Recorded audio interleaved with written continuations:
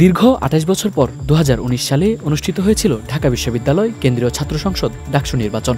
এরপর কেটে গেছে আরও ৬ বছর।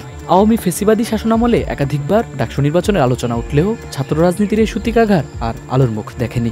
তবে গত বছরের ৫ই আগস্ট আওয়ামী সরকারের পতনের পর আবারও জোরালোভাবে আলোচনায় আসে ঢাকা বিশ্ববিদ্যালয়ের ছাত্র রাজনীতির আঁতুড়ঘর খ্যাত ডাকসু নির্বাচন।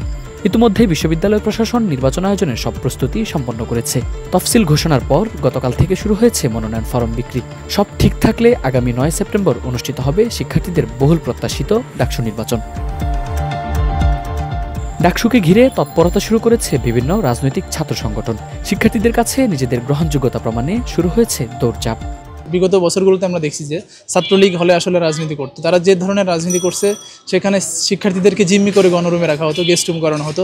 আমরা আসলে এরকম কোনো দল যদি এরকমভাবে গেস্ট রুম গণরুমে ফিরে যেতে চায়, তারা যদি পাওয়ার পলিটিক্স আবার যদি নিশ্চিত করতে চায়, আমরা যে ভোগান্তির শিকার হয়েছে সাধারণ ছাত্ররা, এরকম ভোগান্তি যদি আবারও তারা তাদের এই কমিটির নামে দিতে চায়, আমরা আসলে সেটা সুন্দরভাবে নেওয়ার কোনো প্রশ্নই আসে না। আমরা ডাকসুর মাধ্যমে প্রত্যেকটা শিক্ষার্থী যাতে অধিকার তাদের কথা বলতে পারে, সুন্দর একটা পরিবেশ যাতে নিশ্চিত হয় ক্যাম্পাসে, এটাই আমরা আসলে আমাদের চাওয়া। Admission open at Uttara University. এদিকে ডাকসু নির্বাচনকে কেন্দ্র করে পাল্টাপাল্টি অভিযোগ তুলেছে ছাত্র সংগঠনগুলো। ডাকসু নির্বাচন পিছিয়ে পড়া সহ নানা শঙ্কা আছে ছাত্র নেতাদের মধ্যেও। কখনোই রাজনীতি নিষিদ্ধের পক্ষে নই, যেহেতু আমরা নিজেরাও রাজনৈতিক অ্যাক্টিভিজম করি, আমরা নিজেরাই রাজনীতির সাথে সম্পৃক্ত। রাজনীতি নিষিদ্ধ করাটা একটা আত্মঘাতী সিদ্ধান্ত। কিন্তু আমরা বলছি যে ধরেন বিশ্ববিদ্যালয়ের যতগুলো ক্রিয়াশীল সংগঠন আছে বা বিশ্ববিদ্যালয়ের যতগুলো শিক্ষার্থী আছে, তাদের কত পার্সেন্ট এই পার্টিজান পলিটিক্সের সাথে সরাসরি সম্পৃক্ত? সর্বোচ্চ হলে 20 থেকে 30%।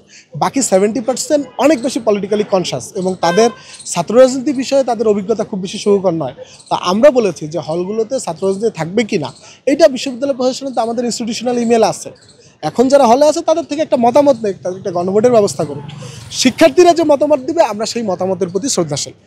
ঢাকা বিশ্ববিদ্যালয় ছাত্রদলের হল কমিটি ঘোষণার পর সকল হলে রাজনীতি নিষিদ্ধের দাবি জানিয়েছে বেশ কয়েকটি বামপন্থী ছাত্র সংগঠন। তবে সেই প্রশ্ন এড়িয়ে ডাকসুতে নিজেদের এগিয়ে রাখতে প্রস্তুতি নিচ্ছে ঢাকা বিশ্ববিদ্যালয় ছাত্রদল। এই যে 1973 সালের অধ্যাদেশ অনুযায়ী ঢাকা বিশ্ববিদ্যালয় পরিচালিত হয়, সেই অধ্যাদেশ অনুযায়ী রাজনৈতিক অধিকার সকল শিক্ষার্থীর রয়েছে। সেই রাজনৈতিক অধিকার কিভাবে বাস্তবায়িত হবে, কিভাবে ছাত্র সংগঠনগুলো তার রাজনৈতিক অধিকার রাজনৈতিক কর্মকাণ্ড পরিচালনা করবে, বিশ্ববিদ্যালয়ের প্রশাসনের পক্ষ থেকে সুস্পষ্ট ব্যাখ্যা তারা দিবে। এটিকে ব্যাখ্যা দেওয়ার পরে তারপরে আমরা তাদের সাথে মন্তব্য করতে পারি যে এটিকে আসলে আমরা তাহলে আমাদের রাজনৈতিক কার্যক্রম কিভাবে করব। এখন বিগত 15 বছর ধরে 17 বছর ধরে বাংলাদেশে যে নিপীড়নমূলক রাজনীতি চালু হয়েছিল, গেস্ট রুম, গণরুম, শিক্ষার্থীদের উপর জবরদস্তিমূলকভাবে প্রোগ্রামে অংশগ্রহণ করার যে রাজনীতি চালু হয়েছিল, সেই রাজনীতির দায়ভার তো বাংলাদেশ জাতীয়তাবাদী ছাত্রদল নিবে না। ঢাকা বিশ্ববিদ্যালয়ের সবচেয়ে বড় যে চারিত্রিক বৈশিষ্ট্য সেটা হলো রাজনৈতিক বৈশিষ্ট্য। আর রাজনৈতিক বৈশিষ্ট্যের একদম বটম লেভেল হলো হল লেভেল।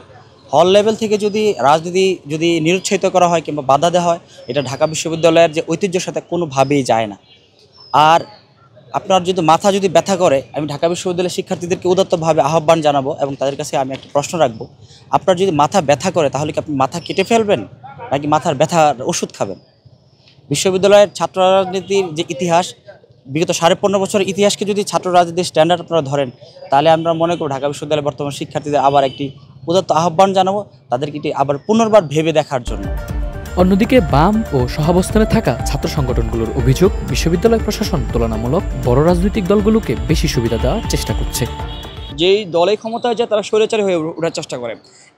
এই ক্ষেত্রে সবচেয়ে বেশি বাধার সম্মুখীন হয় শিক্ষার্থীদের থেকে, আর ওই শিক্ষার্থীরা সবচেয়ে বেশি হয় ঢাকা বিশ্ববিদ্যালয় থেকে। এই যে ক্ষমতাসীন দল চায় ঢাকা বিশ্ববিদ্যালয় শিক্ষার্থীর মুখটা বন্ধ করে রাখতে চায়। এক্ষেত্রে তারা দুটো গ্রুপকে ইউজ করে, একটা হচ্ছে ক্ষমতাসীন দলের ছাত্র সংগঠন, আর একটা হচ্ছে আমাদের দায়িত্ব পালন করে আমাদের হল প্রশাসন এবং বিশ্ববিদ্যালয় প্রশাসন। তারা হচ্ছে আমাদের যে দুর্বলতা আছে, শিক্ষার্থীদের যে দুর্বলতা, যে অর্থের সংকটের জন্য একটা সিটের কাছে আমরা জিম্মি হয়ে থাকি, ওই যে জিম্মিপনা, ওই যে আমার দুর্বলতাকে ক্ষমতাসীন দল ইউজ করে। আপনি দেখেন আমাদের হলে কোনো স্বাধীনতা থাকে না। আমরা হলে খাবার দাবার কিংবা এই যে গণরুম, গেস্ট রুম, নানান বিষয় আমাদের একটা জটিলতা তৈরি করে রাখেন, একটা কৃত্রিম স্মৃতিসঙ্গ তৈরি করে রাখেন, যার মধ্য দিয়ে আমরা দাসত্ব জীবনে ফিরে যাই। এই যে এজেন্ডাটা কিংবা ক্ষমতাসীন দলের যে তাবেদারির যে বিষয়টা, সেটা থেকে মুক্তি পাওয়ার জন্য শিক্ষার্থীরা জুলাই আন্দোলন সংগঠিত করেছিল।